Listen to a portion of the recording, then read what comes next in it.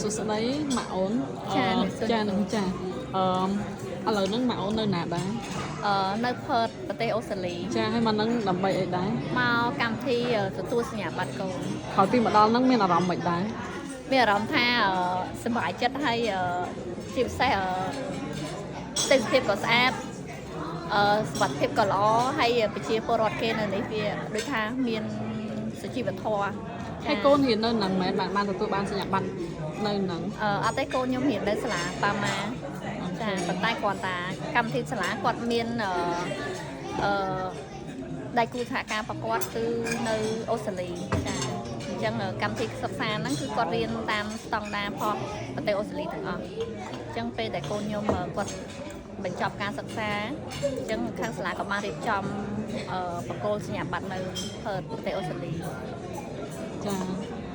ហើយអញ្ជើញមកម៉ាក់អ្នកដែរ4នាក់អ្នកគ្រូចាអរគុណច្រើនចាអរគុណចា